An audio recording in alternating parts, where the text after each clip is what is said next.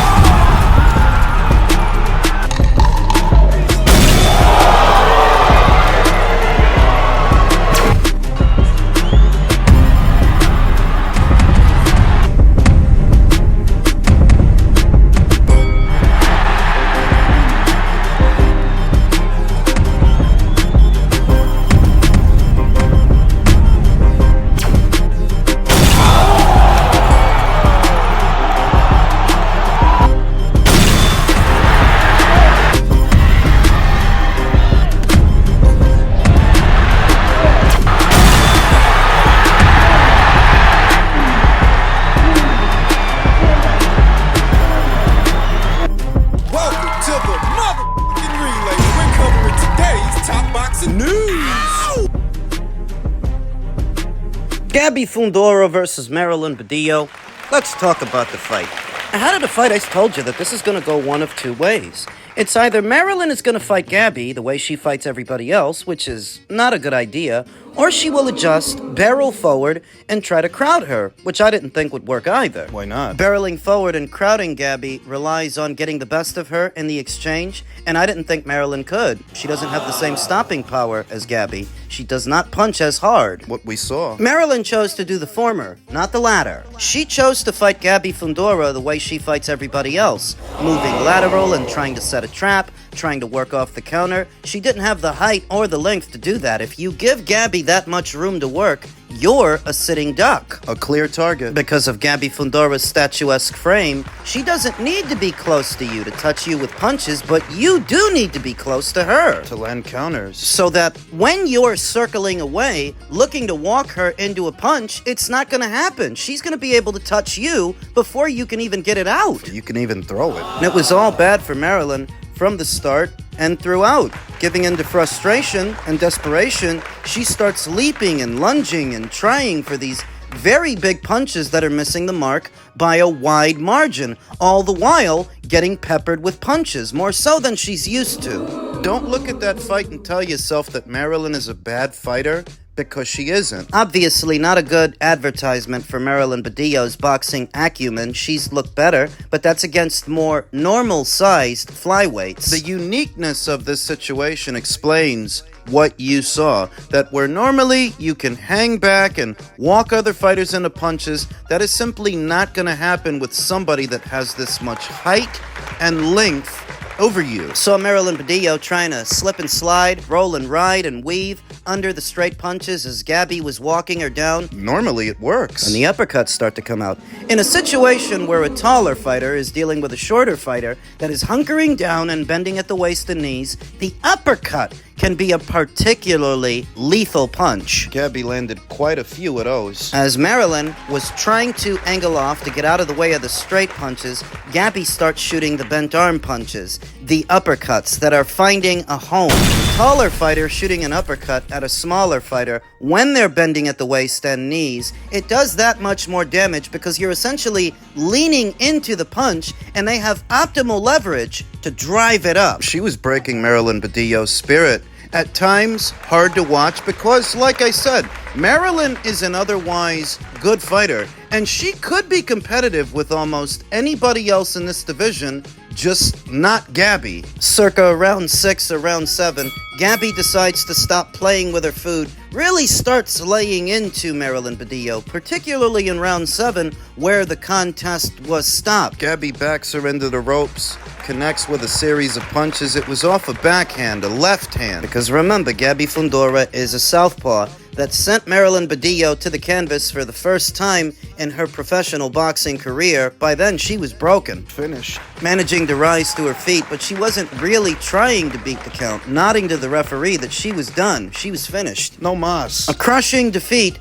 and another highlight reel knockout for Gabby Fundora, the youngest undisputed champion in the four-belt era, male or female. Yeah, she's younger than Devin was when he became undisputed champion at lightweight. Giving rise to the question, who can test Gabby Fundora. And I don't see anybody out there, not at flyweight, that can give her a run for her money, but it's not going to be any different at super flyweight either. You'll see. I would give Gabby Fundora very good odds to beat WBA champion Germaine Ortega, WBC champion Ashley Gonzalez, IBF champion Irma Garcia. Her biggest competition anywhere at or around these weights would have to be Japan's own WBO champion Mizuki Hiruta, who's the only fighter around here that seems to rival Gabby in terms of power. Mizuki can punch, But Mizuki doesn't have as many pro fights as Gabby Fundora, not as many rounds in the bank, and that makes her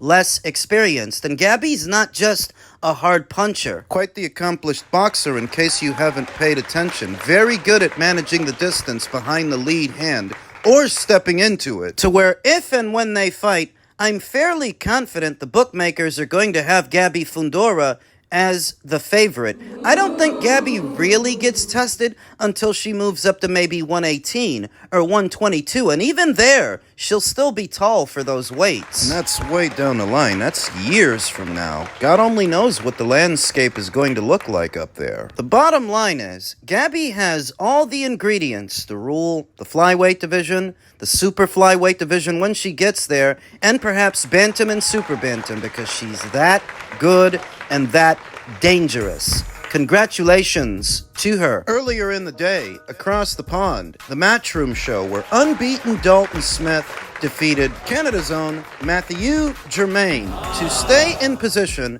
as the World Boxing Council's mandatory challenger. In what some are describing as a lackluster performance from Dalton Smith, I don't necessarily agree with that. What we saw was Dalton Smith give chase to what was a moving target that stayed on the move through the entire duration of the fight, but there was never any question who was winning. So what was lackluster about it? That he didn't knock the guy out? You're not going to knock everybody out. Least of all a guy who's content just surviving, fighting to survive, like Matthew Germaine, who moved from one end of the ring to the other, over and over on repeat. I actually think Dalton Smith did a good job. Good job of cutting off the ring. You're thinking to yourself, if he did that, why didn't he stop the guy? Why didn't he knock him out? Well, he did knock him down 2 times. So knocking him out, in Matthew Germaine, you've got a guy who's not really engaging. He's not really trying to win. He's just trying to not get knocked out.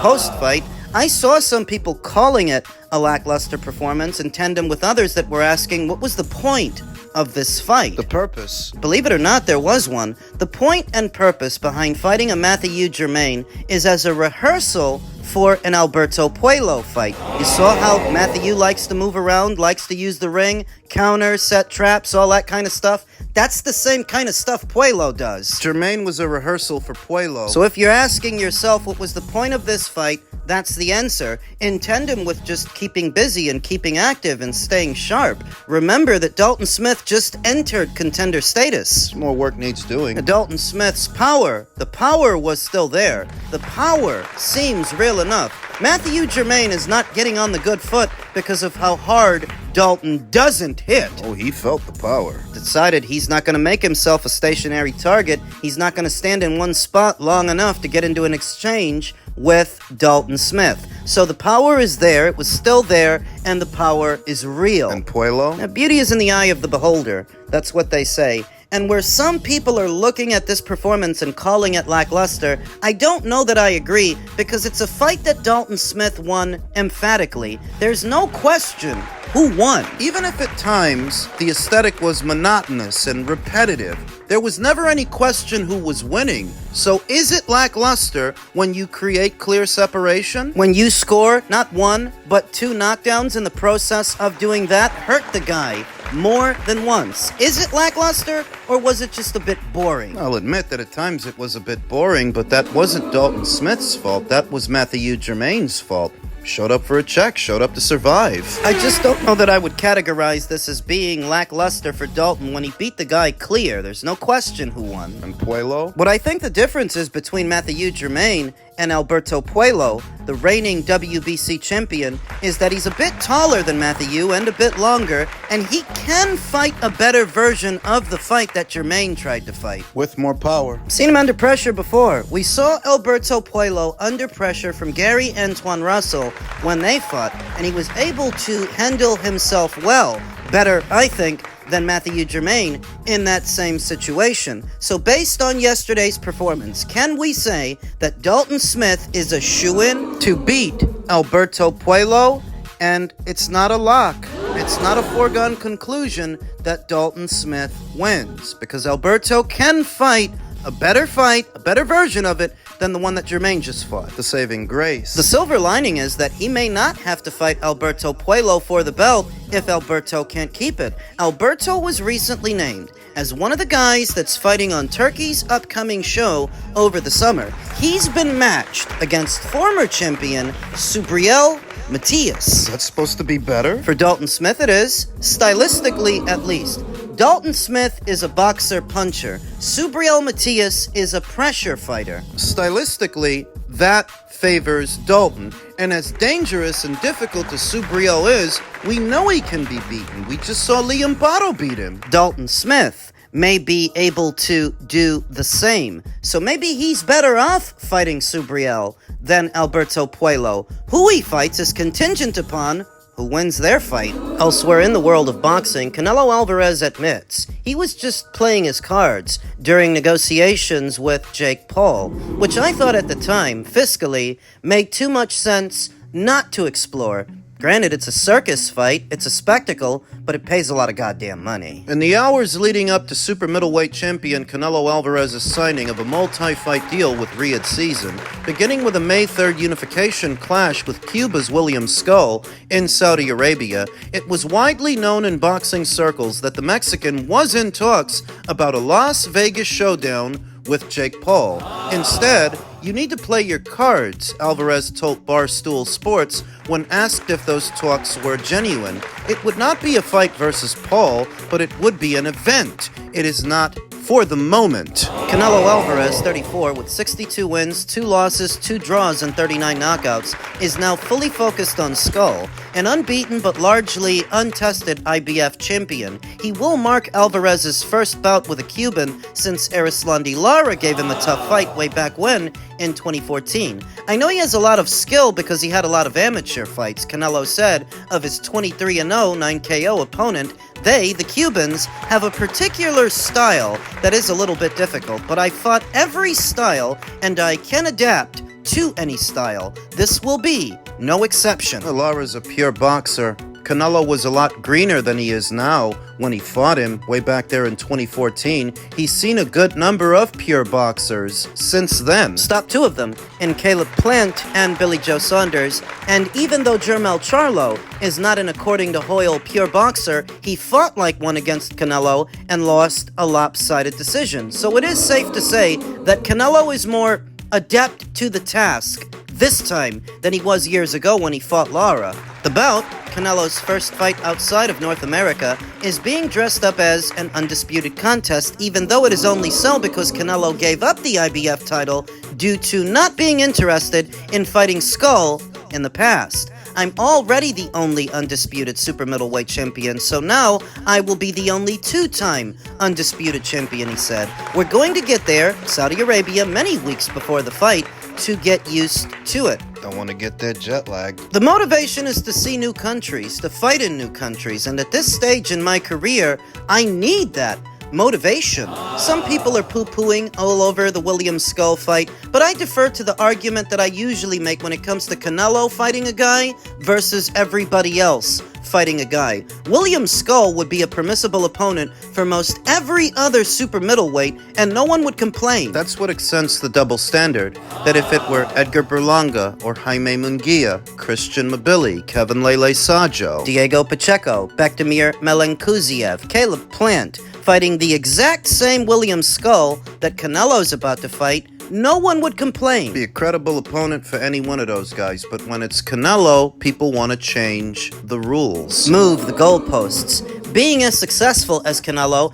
you are subject to many double standards. We saw yet another one. Another one from Oscar. Oscar De La Hoya, who's never at a loss for words when it comes to Canelo Alvarez, he was recently asked about the newly announced Jake Paul versus Julio Cesar Chavez fight. Oscar's gonna be working with Jake on that. His boy Zerto's on the undercard. This is what he had to say. Imagine if Jake Paul can hurt or even wobble Chavez Jr. It's something that Canelo didn't do or couldn't do. So Jake Paul, Julio Cesar Chavez Jr., it's a real fight. Look, people keep talking about Jake Paul, well, he's not a real fighter, this and that. Well, he's fighting a real fighter now in Julio Cesar Chavez Jr. It's going to be a good test for both guys. Obviously, Jake Paul, he's a masterclass promoter in what he does. He's been doing some great things. I mean, Mike Tyson, 60 million people. Fighting Julio Cesar Chavez Jr., who, when he trains, when he gets in shape, when he's focused, he will be dangerous for anybody. Look, Canelo Alvarez fought Julio Cesar Chavez Jr. We promoted that fight many years ago.